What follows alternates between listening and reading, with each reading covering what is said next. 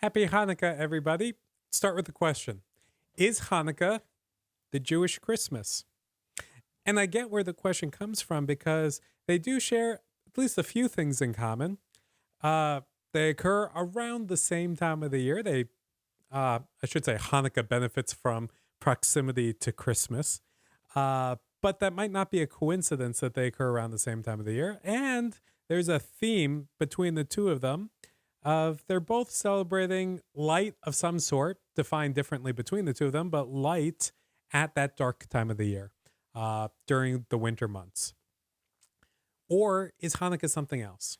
And it actually is something else. In fact, a lot of the lessons about Hanukkah, the theme of Hanukkah, makes it not the Jewish Christmas, except for a few little areas of commonality.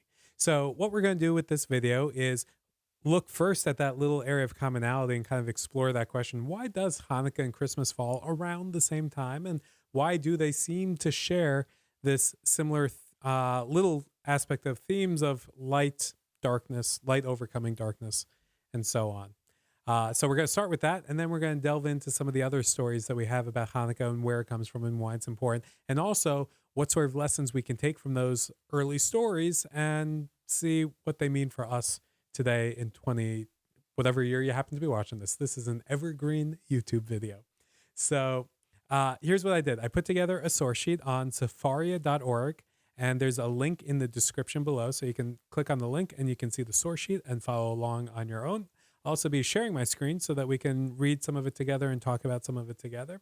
And then we'll figure out those questions. So number one is, why do multiple cultures and traditions have this idea of having a festival of lights or a holiday that's light related during the darkest time of the year? Because it's not just Hanukkah and Christmas also. Some early church fathers described Christmas in somewhat similar terms of light and dark and so on.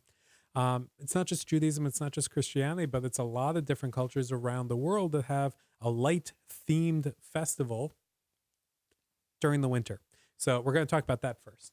So in order to do that, let me share my screen so we can all see. Great. So there's the story that was shared by early rabbis in the Mishnah and the Gemara that together they make up the Talmud. So we're talking about the year 220 CE for Mishnah and a few hundred years after that for Gemara. Together they make the Talmud. The rabbis notice that phenomenon that everyone seems to have a holiday around the same time. And they talk about where that might come from. Now, this whole thing is legend, but it's still interesting to share because it's a pretty interesting observation. So here's how it goes. It says, these are the festivals of the Gentiles, Calenda and Saturnalia. Gentiles meaning these are non-Jews have these holidays. Let's talk about them. Calenda and Saturnalia. Rav Hanan bar Rava says, when are these festivals celebrated? Calenda is celebrated during the 8 days after the winter solstice, and Saturnalia is celebrated during the 8 days before the winter solstice. So you've got these 2 8-day holidays back to back with the winter solstice right in the middle. It's pretty interesting that rabbis are talking about this too, because remember, the Jewish calendar is lunar with a little bit of solar correction, but it's not a solar calendar. But they're talking about holidays that are based off of the solar calendar here because they notice other people observing them, which roughly are around the same time as Hanukkah. With regard to the dates of these festivals, the sages taught, here's the story about where they came from. When Adam, the first man, saw that the day was progressively diminishing. By the way, since we're starting with the story about Adam the first, Adam as in Adam and Eve, the rabbis are saying this is something that is going to explain to us universal or at least widespread practices. If the rabbis are trying to explain why is the world the way it is, well, it's maybe not a bad idea to go all the way back to the start, something that is shared between everybody. It's not just Jews that go back to Adam and Eve, it's everybody goes back to Adam and Eve. So they're going to tell a story about where these 8-day festivals come from, and they're going to go all the way back to Adam and Eve to say these festivals have always been here in at least one form or another. They've changed over time, but in one form or another, they've always been here. So here's the story. When Adam, the first man, saw that the day was progressively diminishing, meaning it's getting darker out as the year goes on, according to the story, the creation of the world, which includes Adam and Eve, was at Rosh Hashanah, which is around the time of autumn. And from then until the winter solstice, the days are getting shorter and shorter and shorter. And Adam notices that. And he says, woe is me, Perhaps because I sinned, the world is becoming dark around me and will ultimately return to the primordial state of chaos and disorder. And this is the death that was sentenced upon me from heaven. As it is written, and to dust shall you return. So how did Adam respond to the fact that the world is getting darker and darker and darker and he's panicking? Well, he, Adam, arose and spent 8 days in fasting and prayer. And once he saw that the season of Tvet, the winter solstice, had arrived, and saw that the day was progressively lengthening, meaning the winter solstice is now past, days are getting longer and longer and longer, he said, clearly the days become shorter and then longer, and this is the order of the world. He went and observed the festival for 8 days. So 8 days of fasting and prayer before the winter solstice, 8 days of celebration, a festival of lights of sort, right after. But that wasn't just a one-time thing that Adam did that. Adam decided to do that every single year. Upon the next year, he observed both these 8 days on which he had fasted on the previous year and these 8 days of his celebration as days of festivities, meaning it became tradition. Adam did it once and then decided after that, every year he was going to do the same thing. It gets passed down from Adam through the ages. Now everybody has at least some version or remnant of this festival of lights at the darkest time of the year. So if you're looking for is Hanukkah the Jewish Christmas? Well, this is I'm trying to switch my camera. There we go. This is about as close as you get. The story of Hanukkah and the story of Christmas are not the story of Adam celebrating right after the winter solstice. However, maybe this is simply the rabbi's way of saying, look, we all know this, it's getting dark out. We're all looking for light. This is where it comes from. Now, the stories that grow up around the different holidays are different, and the lessons they teach are different, and that's important to be respectful and to acknowledge as well, even if there's a little bit of shared similarity there as well. So with that being said, we are going to continue on talking about Hanukkah. So the story of Hanukkah really is centered around this war between the Greek Seleucids, which is one of several different Greek kingdoms in the ancient world that is encroaching upon the land of Israel, and the Maccabees, the Jewish Maccabees, fight back, and the Greek Seleucids had captured the temple in Jerusalem, and the Maccabees fought them off and reclaimed the temple and then rededicated it, and that becomes the story of Hanukkah. In fact, the word Hanukkah literally means dedication. It's the Maccabees dedicating or rededicating the temple in Jerusalem. But before we talk about that, I actually think it's important that we first talk about what Hanukkah is also not Jewish Christmas, but also it's not even anti-Greek, which is odd. Like, aren't Greek Seleucids bad, Jewish Maccabees good, and therefore everything associated with Jewish Maccabees, like Judaism, great. Everything associated with Greek Seleucids, like Hellenism, Greek life, Greek culture, etc., bad. Not so fast. It's not that clear. Jews have had relations with Greeks going back way before the Greek Seleucids and their king Antiochus Epiphanes, and Jewish respect for Greek thought and Greek culture continues long after the events of Hanukkah, even though we have this holiday about the Maccabees defeating the Greek Seleucids. So the next step along our way to figure out kind of what Hanukkah is and is not is to better understand the origins of the Jewish encounter with Greeks and with Greek culture and with Hellenism. And so for that, I'm going to share my screen one more time. We've got a source here also from the Talmud, same place as the last one that we read, from a different tractate Yoma 69a. And it's talking about the encounter between Alexander the Great and Shimon HaTzadik, who was the Jewish high priest in Jerusalem. And Alexander the Great was actually buddies with Shimon HaTzadik. They got along really well, and there was mutual respect. And that right there kind of sets the stage for Jewish-Greek relations. This takes place like 150 years before the events of Hanukkah. So here's what it says, that there's a day called 25th day of Tvet, known as the day of Mount Gerizim, was established as a joyful day, no eulogizing, because on that day, the Samaritans, who were not friendly with Jews at that time, requested the house of our Lord, that's the temple in Jerusalem, from Alexander the Macedonian, Alexander the Great, in order to destroy it. And Alexander the Great gave it to him. Now, Alexander the Great was like conquering the whole world at this time. So whatever he wanted, he probably had the power to do it. So Alexander gives permission to the Samaritans to destroy the temple in Jerusalem. And then, in response to that, people came and informed the high priest in Jerusalem, Shimon HaTzadik, Simon the Righteous, of what transpired. So what did Shimon HaTzadik do? He put on a show. He donned the priestly vestments and wrapped himself in the priestly vestments. And the nobles of the Jewish people were with him with torches of fire in their hands. And all that night, these, the representatives of the Jewish people, approached from this side and that side to the armies of Alexander and the Samaritans. They approached from that side until dawn, and then they finally see each other. And when dawn arrived, Alexander said to the Samaritans, his allies, the ones who had asked him to destroy the temple in Jerusalem, said, "Who are these people coming to meet us?" And the Samaritans said to Alexander, "These are the Jews who rebelled against you." These Samaritans are trying to cause troubles. So when he reached Antiochus, the sun shone, and the two camps met each other. It's like a meeting at high noon. The sun shone. They said to him, when Alexander saw Shimon HaTzadik, he, that's Alexander the Great, descended from his chariot and bowed before him.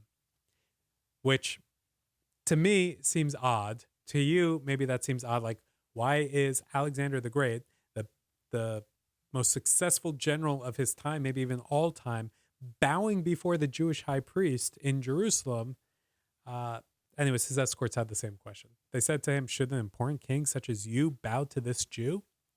And Alexander said to them, "I do so because the image of this man's face is victorious before me on my battlefields," which means when I fight, I see his image going before me as a sign of victory, and therefore I know that he has supreme sanctity.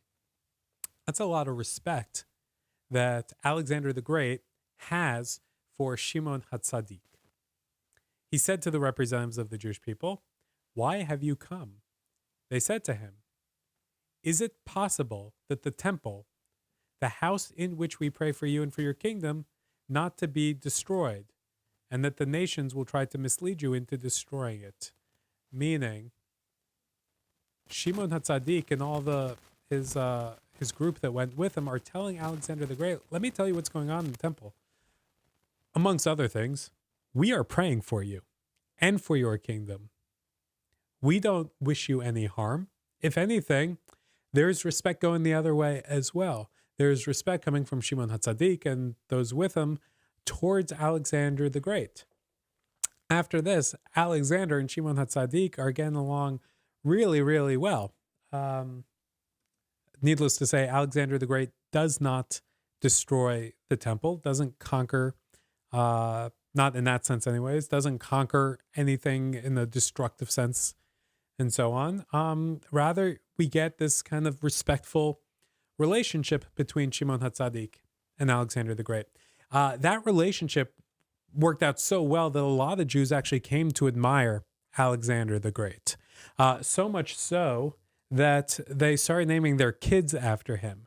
And a lot of Jewish kids were named Alexander, still are. And it's a Greek name, not a Hebrew name, but it sometimes almost functions like a Hebrew name. You see parents giving their kids Alexander like as their Jewish name. And here's an example of that.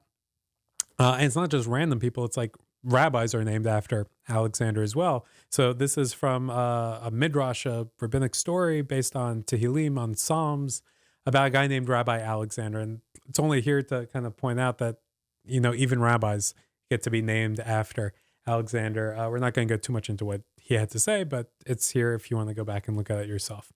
Okay, so the meeting between Shimon HaTzadik and Alexander the Great, it wasn't just about two people getting along really well. That way, the temple is spared, and also that babies are named Alexander.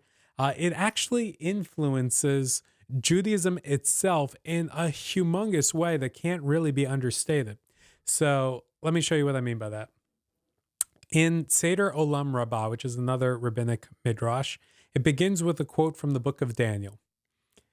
And in the book, which the events of Daniel took place before Alexander the Great, it says, "And a mighty king shall stand up that shall rule with great dominion and do according to his will." According to this midrash, this mighty king, who is it? It's referring to Alexander Macedon, Alexander the Great, who reigned for 14 years. Okay, now here's the special part. Until then, meaning until the time of Alexander the Great, the prophets would prophesy with the spirit of holiness. Meaning Jews had prophets until Alexander the Great came along. But until then, but from this time forward, and here's a quote from Proverbs, "Incline your ear and listen to the words of the Chachamim," which means the wise ones, referring to the sages, the rabbis, and so on. How huge is that? Coinciding with the time of Alexander the Great is a switch in leadership or religious authority from prophets to rabbis. That is big. That is really big.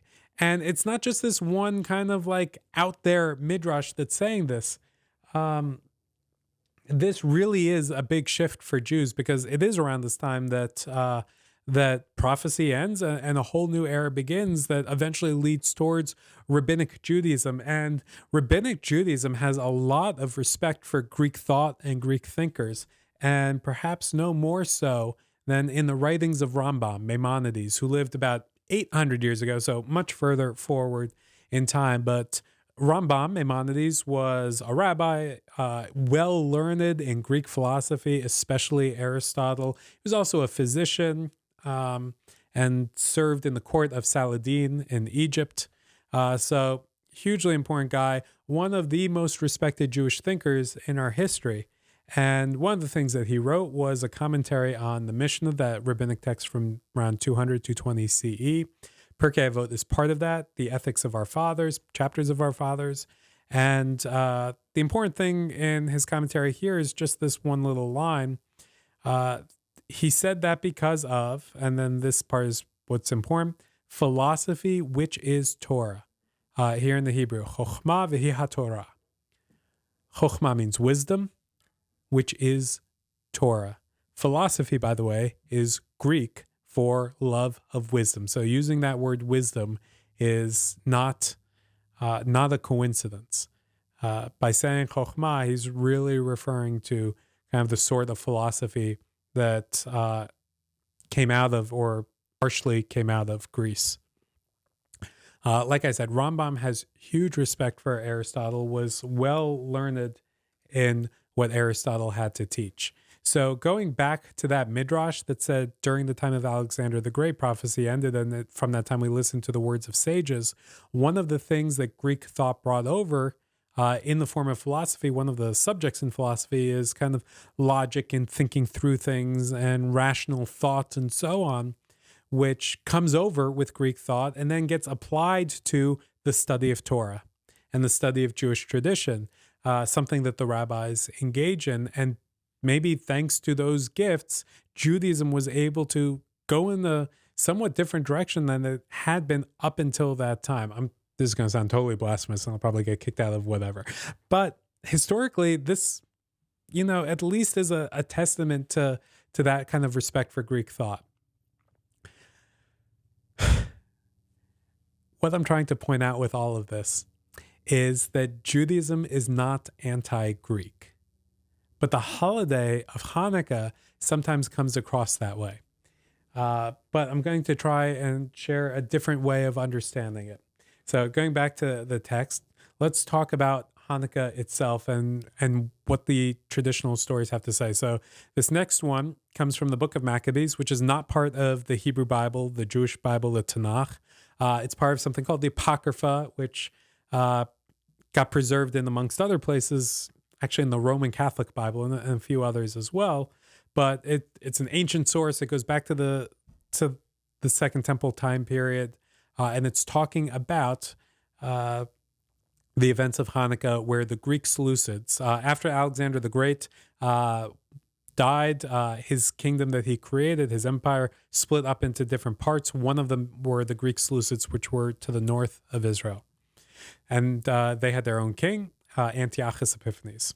Then the king wrote, Antiochus, to his whole kingdom that all should be one people. Well, that sounds nice. Equal rights for everybody. But next part of the sentence is important.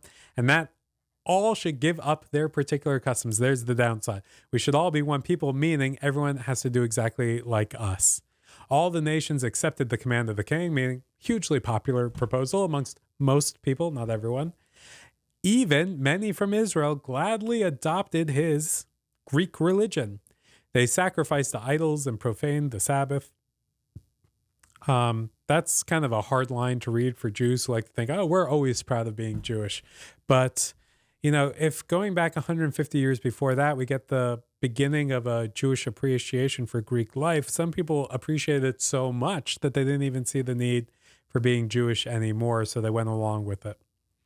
And the king sent letters by messengers to Jerusalem and the towns of Judah, and he directed them to follow customs strange to the land, to forbid burnt offerings and sacrifices and drink offerings in the sanctuary, to profane Sabbaths, Shabbat, and festivals, to defile the sanctuary and the holy ones, to build altars and sacred precincts, to sacrifice pigs and other unclean animals, to not circumcise their sons, and they were to make themselves abominable by everything unclean and profane, on and on and on, meaning what is different. Antiochus Epiphanes, the now king of the Greek Seleucids, is telling Jews, not only do I want you to appreciate Greek thought, Greek culture, and so on, I want you to stop being Jewish.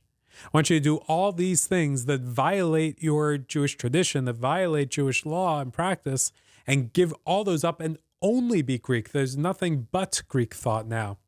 And that is kind of where the problem begins.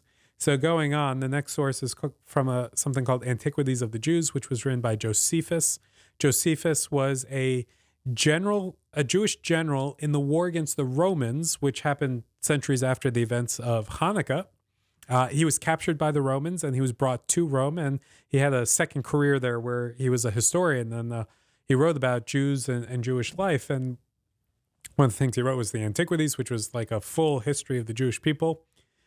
And he had this to say about the time period with the Greek Seleucids. He says, when the king had built an idol altar upon God's altar, he slew swine upon it.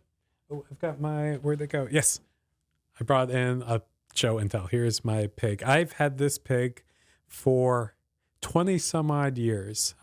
Keep it on my desk in the hopes of starting a conversation with somebody about who knows what, maybe Hanukkah. So there you go. Okay, continuing on.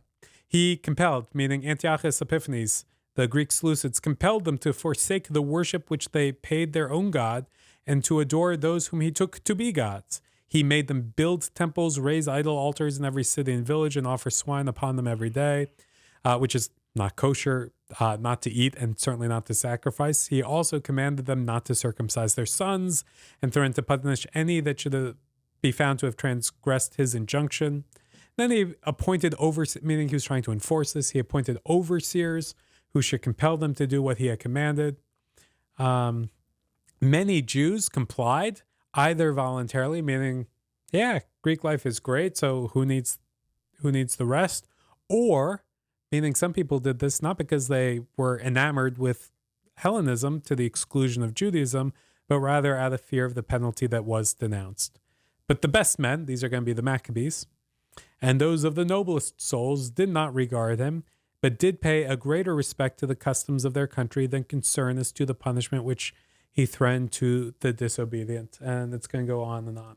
So let's talk about that for a moment. What changed? What was different under Antiochus Epiphanes than under Alexander the Great? And the big difference is not so much Hellenism and Greek thought, Greek ideas. That was there since Alexander the Great. What's different now is that whereas Alexander the Great was respectful towards both Shimon HaTzadik, but also the temple and Jewish custom, he's saying, look, we're Greek, you're Jews, let's respect each other. And it was almost like this, it was this early model of pluralism and diversity and respect and the whole thing.